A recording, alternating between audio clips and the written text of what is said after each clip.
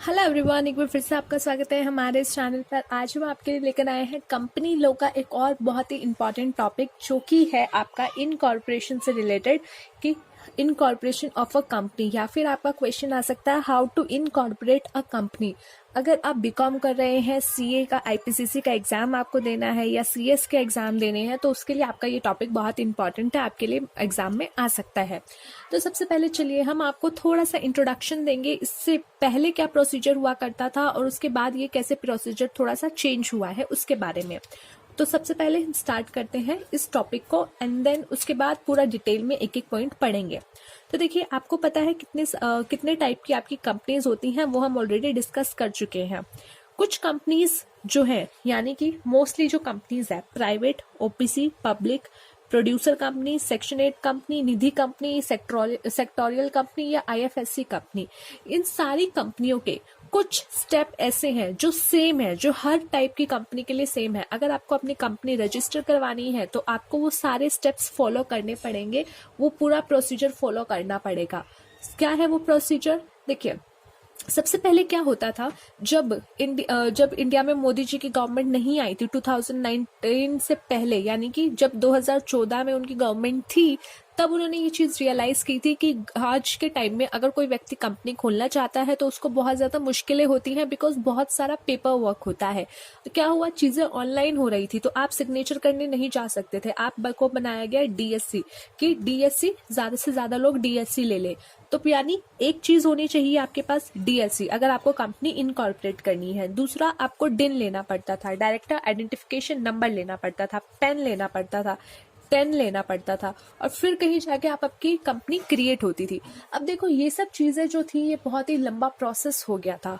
कुछ टाइम पहले, 1.5 से 2 साल पहले, आपने देखा होगा न्यूज में काफी ज्यादा एक चीज आ रही थी कि ईज ऑफ डूइंग बिजनेस में इंडिया की रैंक बढ़ गई।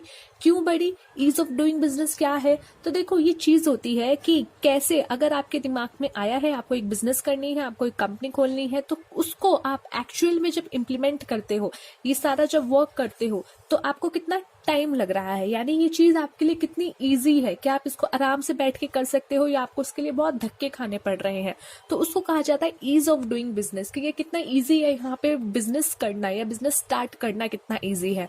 तो इसीलिए जब 2019 में दोबारा चुनाव होने वाले थे, तब उससे थोड़ा सा पहले आगे पीछे अगर आप देखो, तो उस टाइम पे ये डिसीजन लिया गया कि एक न्यू फॉर्म लेके आ जाते हैं। एक न्यू फॉर्म लेके आए INC 32 के नाम, 32 का, जो कि क्या था, इनकॉर्पोरेशन से रिलेटेड था, और फॉर्म का नंबर था 32, जिसमें गवर्नमेंट ने ये कह दिया कि भाई और बहनों, आपको अब अलग अलग जगह नहीं जाना। ठीक है भाई और बहनों, आपको ना ही अब डीएससी के लिए अलग अप्लाई करना है, ना ही डिन के लिए अलग अप्लाई करना है, ना ही पेन के लिए, ना ही टेन के लिए।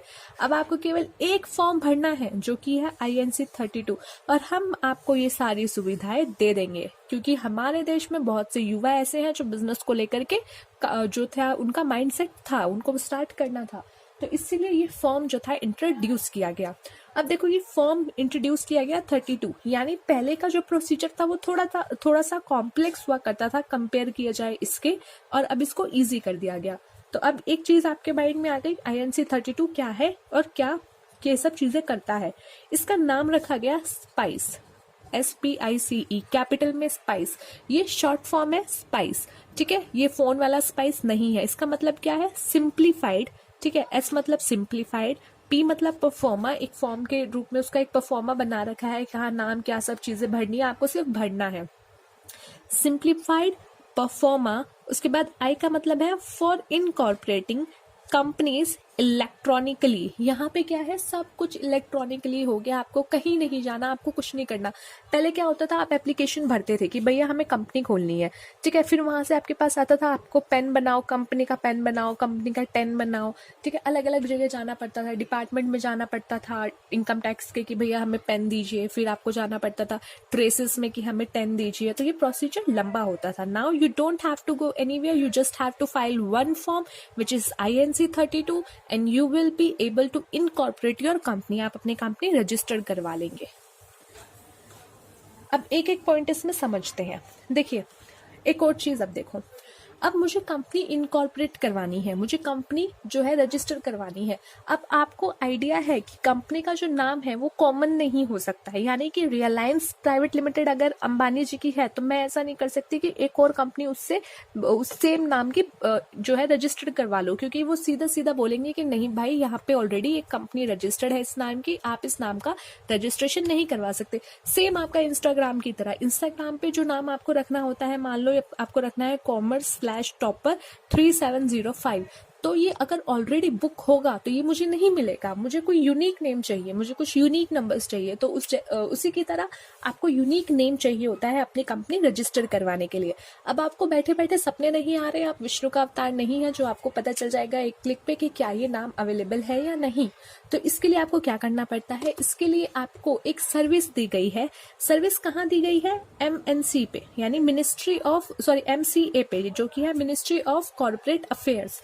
एक वेबसाइट है जहाँ पे ये सारी कंपनी के रजिस्ट्रेशन से रिलेटेड प्रोसीजर होती हैं और उनके काम से रिलेटेड सारा काम होता है।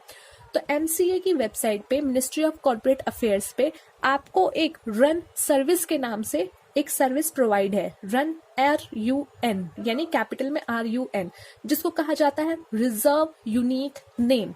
यानी वहां पे आप कोई नाम डाल दीजिए, ठीक है, वहां वो आपको सर्च करके बता देंगे कि भाइयों देखो ये नाम ऑलरेडी हमारे पास जो है रिजर्व्ड है, यानी कि ये नाम ऑलरेडी जो है किसी का रजिस्टर्ड है, तो आप ये नहीं ले सकते।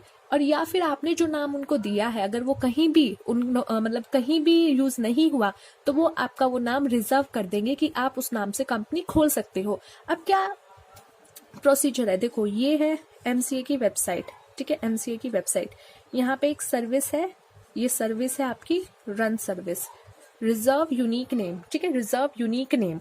अब यहाँ पे मैंने डाल दिया कोमल अरोड़ा प्राइवेट लिमिटेड कि मुझे इस नाम से अपनी कंपनी खोलनी है।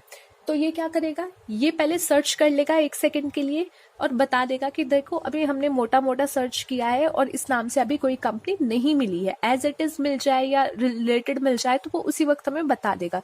लेकिन अगर आप कोई एक नाम भेज देते हो तो वो क्या करते हैं, एक टाइम पीरियड लेते हैं, 1 दिन में आपके पास आ जाता है नॉर्मली उसका मेल कि आपका ये नाम हमारा रिजर्व हो गया है, आपने ये रिजर्व कर लिया है। तो अब मैंने अपना ये नाम भेज दिया रिजर्व करने के लिए। अब या तो वो डायरेक्ट उसी वक्त बता देगा कि ये मैच कर रहा है, या फिर ये बोल देगा कि अभी आप थोड़ा रुक जाइए, अभी ये मैच नहीं कर रहा है हमारे पास, तो हम आपको कंफर्मेशन आपको इसको थोड़ी देर में दे देंगे। तो वो क्या करेगा, वो अगर कुछ रिलेटेड भी होगा, मिलता जुलता भी होगा, राइमिंग भी कर रहा होगा, तो फिर वो बाद में चेक करके हमें बता देगा। इसके लिए हमें देनी पड़ती है 1000 रुपीज की फी, ठीक है, 1000 रुपीज की फीस हमें इसको देनी पड़ती है इस सर्विस को रिजर्व करने के लिए, इस नाम को रिजर्व करने के लिए। अब देखो मैंने यहाँ पे नाम रिजर्व करवा लिया, तो क्या ऐसा हो सकता है कि मैं अब नाम रिजर्व करके बैठ गई कि ये तो मेरा ही नाम है, कोई नहीं यूज कर सकता, और 6-7 साल तक बैठी हुई हूँ कि बाद में जाके अपनी कंपनी खोलोगी? पागल हो गया यार, 6-7 साल तक तुम नाम रिजर्व करके बैठे हो, एक लिमिटेड टाइम पीरियड दे रहे हैं, तब तक अपना नाम रिजर्व करो, कंपनी खोलनी है, फॉर्म भरो वरना निकलो, ठीक है, पहली फुर्सत में निकलो। तो ये चीज बोली गई कि आपने जो नाम रिजर्व किया है हम आपको उसका टाइम पीरियड देंगे कि वो सिर्फ और सिर्फ 20 दिन के लिए हम आपके नाम से रिजर्व कर रहे हैं, यानी आपका सिर्फ 20 दिन के लिए वो नाम रिजर्व है। अगर आपने 20 दिन के अंदर अंदर INC भर दिया, INC 32 भर दिया तो ये नाम आपको मिल जाएगा। अगर नहीं भरा तो आपको दोबारा अपना नाम सर्च करना पड़ेगा। तो ये आपके इस तरीके से आप अपना नाम सर्च कर सकते हो। तो चलिए, पहला जो आपका यहाँ पे स्टेप है वो है नाम रिजर्व करना। कंपनी खोलनी है तो भैया ऑब्वियसली नाम रिजर्व करना पड़ेगा ना। Reserve a name by using run service, जो कि प्रोवाइड किया जाता है सेंट्रल रजिस्टर्ड सेंटर, जो कि MCA का पोर्टल पे होता है। 2 नाम आप इसमें क्या कर सकते हो, भर सकते हो। आप इसमें 2 नाम का ऑप्शन भर सकते हो कि अगर ये नहीं मिला तो वो तो मिल ही जाएगा, और उसके लिए आपको फीस देनी पड़ती है 1000 रुपए। Such name will be reserved for 20 days, सिर्फ 20 दिन के लिए आपका वो नाम रिजर्व होगा अगर आपकी न्यू कंपनी है, ठीक है। अगर मान लो वहीं पे मेरी कोई पुरानी कंपनी है, कोई बहुत सालों से चलती आ रही है और मुझे नाम चेंज करना है, उसके लिए मुझे देखना है कि नाम अवेलेबल है या नहीं, तो उसके लिए हमें 60 डेज दे देते हैं कि हम आपको 60 दिन दे रहे हैं आगे का प्रोसीजर प्रोसीजर करने के लिए। क्यों? क्योंकि जो ऑलरेडी रजिस्टर्ड कंपनी होती है, अगर उनको नाम चेंज करना होता है तो पहले उनको पूरी मीटिंग बुलानी पड़ती है, शेयर होल्डर की मीटिंग्स होती हैं, उनकी बोर्ड की मीटिंग्स होती हैं, और उसके लिए उनको 21 दिन का नोटिस देना पड़ता है। तो इसलिए क्या होता है, यहाँ पे 60 डेज का एक टाइम पीरियड दिया गया है।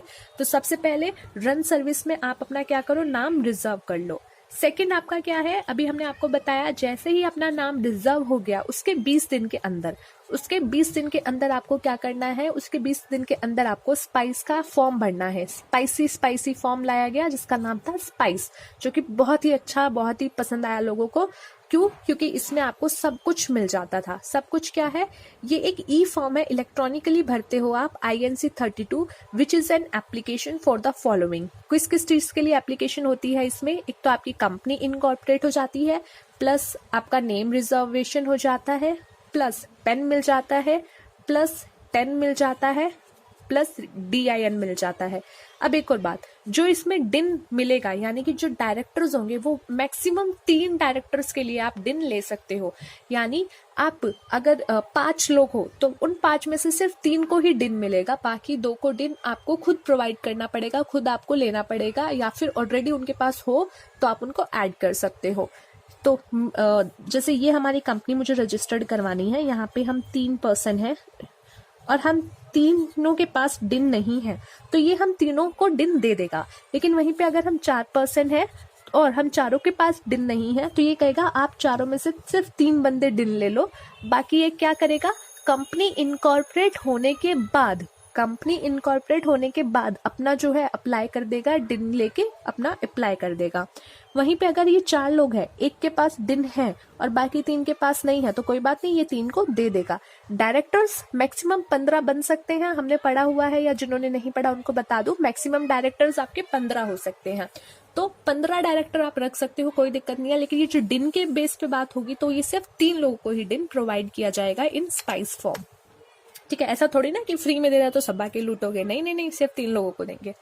तो चलिए एक और चीज हम यहाँ पे आपको बता दें, अगर आपने रन सर्विस में अपना नाम नहीं देखना, आप कहते हो नहीं यार मैं 1000 रुपये नहीं वेस्ट करना चाहता, तो क्या होगा, स्पाइस के फॉर्म को आप डायरेक्ट भर सकते हो। ऐसा कोई कंपल्शन नहीं है कि पहले आपको रन सर्विस में नाम रिजर्व करना है तभी उसके बाद आप स्पाइस पे जाओगे। आप सीधा सीधा स्पाइस का फॉर्म भी भर सकते हो और उसमें आप अपना नाम लिख सकते हो जो नाम आपको चाहिए। लेकिन इसमें अब दिक्कत क्या है, अगर वो नाम जो आपने भरा है ऑलरेडी किसी के पास बुक है, ऑलरेडी किसी ने रिजर्व कर रखा है, या ऑलरेडी किसी ने उसके नाम से कंपनी बना रखी है, तो उस सिचुएशन में आपका पूरा फॉर्म रिजेक्ट हो जाएगा। यानी आपको फिर दोबारा से अपना फॉर्म भरना पड़ेगा, दोबारा उसमें नाम डालना पड़ेगा और सब कुछ लिखना पड़ेगा। और साथ ही साथ इसमें आप सिर्फ एक ही नाम डाल सकते हो, इसमें जब आप अप्लाई करोगे तो एक ही नाम लिखा जाएगा।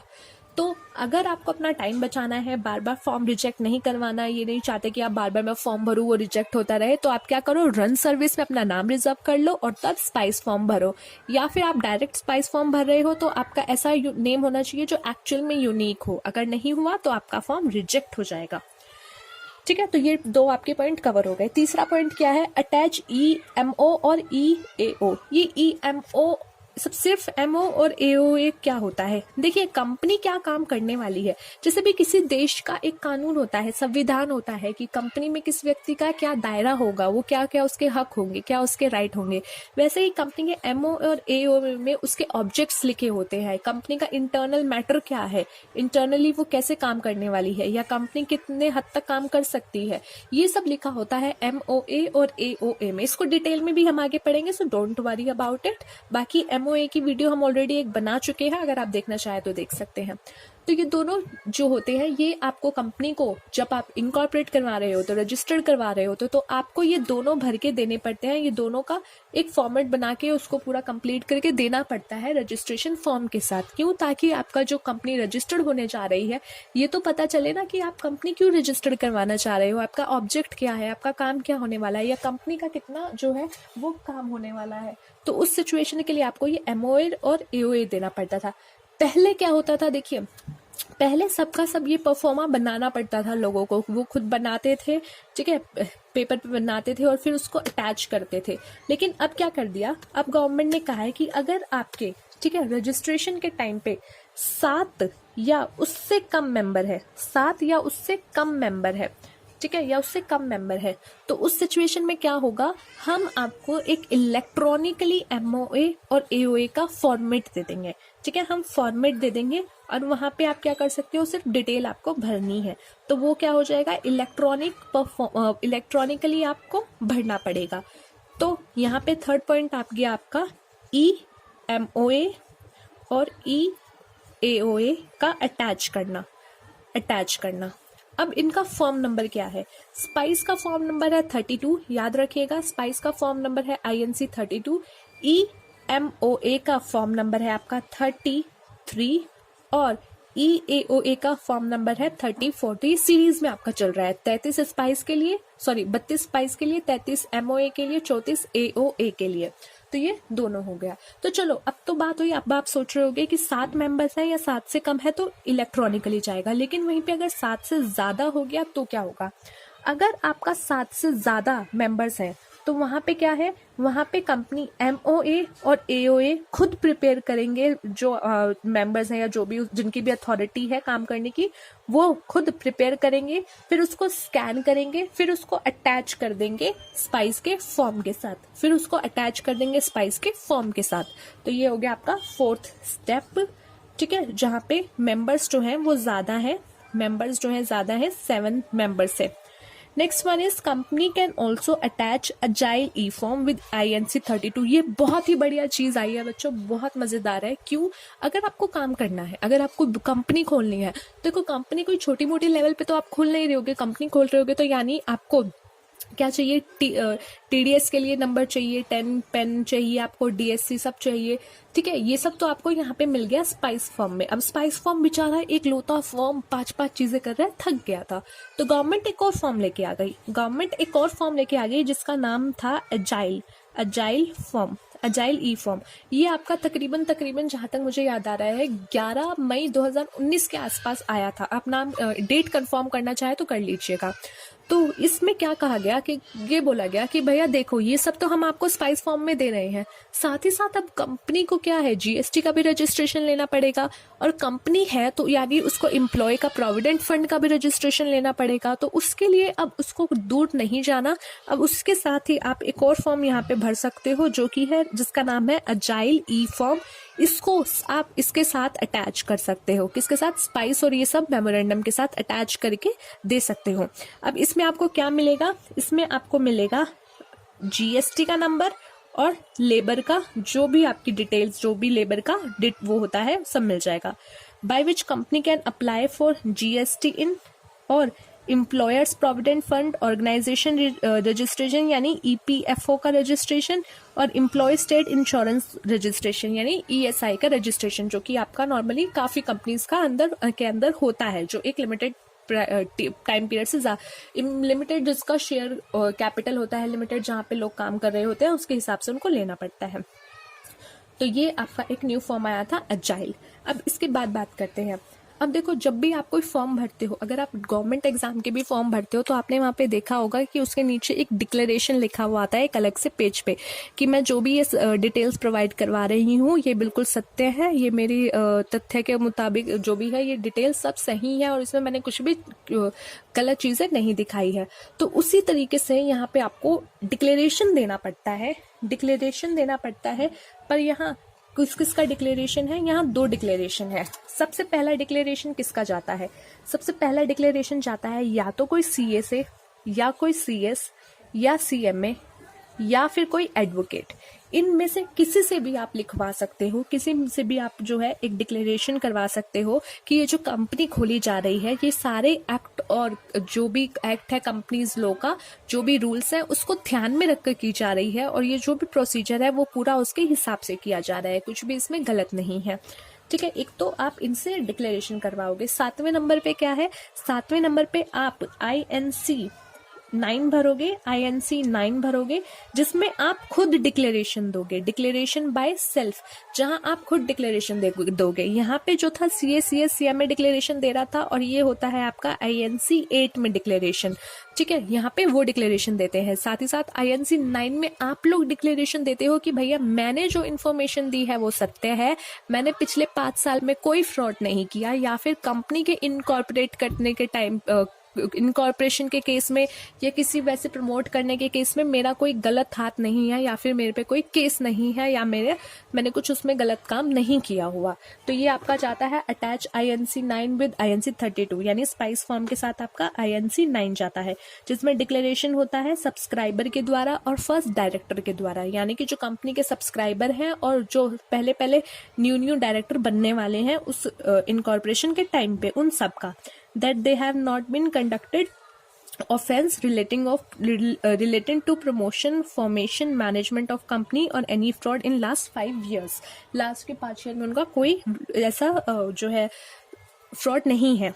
उसके बाद address for correspondence will be mentioned in INC 32। अब देखो, जो आपका एड्रेस होता है, यानी आपकी कंपनी अगर इनकॉर्पोरेट हो गई, जब आपकी कंपनी इनकॉर्पोरेट हो गई, आपको पूरा कंफर्मेशन मिल गया कि आपकी कंपनी रजिस्टर्ड हो गई है, तो उसके बाद आपको एक रजिस्टर्ड ऑफिस के लिए फॉर्म भरना पड़ता है INC 22, जिसमें आप बताते हो कि ये मेरा रजिस्ट्रेशन ऑफिस है और ये कहाँ जाता है, आपका रजिस्ट्रार्ड ऑफिस के पास आपको ये डिटेल देनी पड़ती है।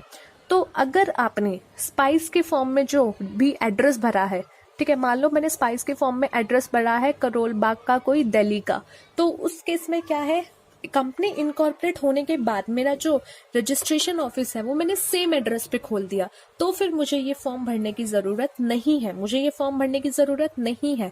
लेकिन अगर मैंने कोई और एड्रेस पे अपना रजिस्ट्रेशन ऑफिस खोला है, कोई और एड्रेस, यानी कि जो स्पाइस में लिखा है वो नहीं है, कोई और एड्रेस है, तो फिर मुझे उसको अपडेट करना पड़ेगा, उसमें डिटेल भरनी पड़ेगी INC 22 में। तो address for correspondence will be mention in INC 32 spice में है, बट अगर उसमें आपने चेंज किया है तो वहाँ आप क्या कर सकते हो, INC 22, अदरवाइज आपको भरने की ज़रूरत नहीं है। और ये आपको कब भरना पड़ेगा, इनकॉर्पोरेट होने के 30 दिन के अंदर, यानी रजिस्टर्ड होने के 30 दिन के अंदर आपको 22 भर के डिटेल देनी पड़ेगी, अगर आपने दूसरा कोई एड्रेस है उस पे अपना रजिस्टर्ड ऑफिस खोला है। उसके बाद CRC will issue certificate of incorporation. जैसे ही आपने ये सारी चीजें करके दे दी, जैसे ही आपने ये सारी चीजें ऑनलाइन भर दी, तो आपको क्या मिलेगा, शगुन मिलेगा, 11 नंबर पे शगुन मिलेगा, यानी कि INC 11 में आपको क्या मिलेगा, आपको एक रजिस्ट्रेशन सर्टिफिकेट मिल जाएगा। देखो यहाँ पे आपको बताया गया है कि रजिस्ट्रेशन सर्टिफिकेट मिल जाएगा, जहाँ पे क्या होगा, कंपनी का नाम होगा, CIN होगा, यानी कंपनी आइडेंटिफिकेशन नंबर, जैसे आपका GST का नंबर होता है वैसे ही CIN होगा, पेन नंबर होगा, 10 होगा, और डेट होगी कि कंपनी कब इनकॉर्पोरेट हुई है, कंपनी कब रजिस्टर्ड हुई है। तो ये आपको मिलेगा शगुन पे, यानी 11 नंबर के नंबर पे। चलो, ये तो बात हुई हर टाइप के कंपनी की, यानी कोई भी कंपनी आपने खोलनी हो, जहां आपने अपने बात की थी, प्राइवेट हो, OPC हो, पब्लिक हो, प्रोड्यूसर हो, सेक्शन 8 हो, निधि हो, सेक्टोरियल हो या IFSC हो, उन सब में ये सब चेप के आ जाना, एज इट इज ठप्पा मार के आ जाना। लेकिन अगर आपको ये पूछ लिया how to registered a OPC या how to register a section 8 company, तो वहां आपको क्या करना पड़ेगा, वहां आपकी डिटेल्स थोड़ी सी चेंज हो जाएगी, यानी इतना एज इट इज सब में सेम है किसी की। तो OPC में हमने एक OPC की वीडियो की थी, अगर नहीं देखी आपने तो जाके देख सकते हैं, अदरवाइज हम आपको यहाँ बता देते हैं कि 1% कंपनी में सिर्फ एक ही मेंबर होता है। अगर वो कल को टैब बोल गया, अगर वो कल को उसकी मृत्यु हो गई, भगवान ना करे उसके साथ कुछ दुर्घटना हो गई, वो कॉन्ट्रैक्ट नहीं कर सकता, तो उसको क्या करना पड़ेगा, अपना एक नॉमिनी ऑलरेडी रखना पड़ेगा बैकअप में, ताकि कंपनी के डिसीजंस में कोई दिक्कत ना आए। तो उसीलिए ये बोला गया कि जो OPC है, जब वो रजिस्ट्रेशन करवाएगा तो उसको एक फॉर्म भरना पड़ेगा, जिसमें वो लिखेगा कि उसका नॉमिनी कौन है, और उसका नॉमिनी जो है उस पर साइन करेगा, यानी कि वो नॉमिनी का कंसेंट लेटर की तरह आएगा कि हाँ, मैं इनके OPC में एक नॉमिनी की तरह रेडी हूँ एड ऑन होने के लिए। तो उसके लिए OPC के लिए यहाँ पे एक और फॉर्म अटैच हो जाता है INC 3, जिसमें क्या होता है, नॉमिनी का कंसेंट होता है कि हाँ, मुझे कोई दिक्कत नहीं है। वही सेक्शन 8 कंपनी है, यानी कि जहाँ पे आप जो है, कंपनी जो है आपकी, वो किसी प्रॉफिट एंड लॉस के पर्पस के लिए नहीं है, बल्कि वो क्या है, वहाँ सिर्फ और सिर्फ आपका जो काम है वो सोशल वर्क है कि आप कुछ अच्छा करो। तो वहाँ पे आपको EMO INC 33 अटैच करना पड़ता है, EAOA INC 13, यानी कि जो आपका EMO का 33 था उसके साथ आपको क्या करना पड़ेगा, तो उसमें आपको EMOINC 33 की जगह वहाँ पे EAOAINC 13 जो है वो ऐड करना पड़ेगा। वहीं अगर बात हो जाए सेक्टोरियल कंपनी क्या होती है, किसी पर्टिकुलर सेक्टर की कंपनी, जैसे बैंक हो गया या इंश्योरेंस हो गया। तो अगर आपको ऐसी कोई कंपनी खोलनी है तो उसका जो मॉनिटर है, यानी कि जैसे अपनी हर क्लास का एक मॉनिटर होता है ना, टीचर नहीं होती तो हम उससे पूछ के जाते हैं, वैसे ही आपको यहाँ पे हर उस सेक्टर का जो मेन पार्टी है, जो मेन व्यक्ति है, जो उसके ऊपर नजर बना के रखता है, उससे भी कंफर्मेशन लेनी पड़ेगी, उसके पास भी अप्लाई करना पड़ेगा, उससे NOC लेनी पड़ेगी। तो जैसे सेक्टोरियल RBI है, अगर आपको बैंक का कुछ खोलना है तो आपको RBI से NOC लेना पड़ेगा। अगर आपको इंश्योरेंस का कुछ खोलना है तो आपको IRDA से जो है वो NOC लेना पड़ेगा। फिर उसको आप क्या करोगे, जो NOC होगा वो आप इसके साथ अटैच करके 32 के साथ, फॉर्म नंबर INC 32 के साथ आप अटैच करके उसको सबमिट कर दोगे।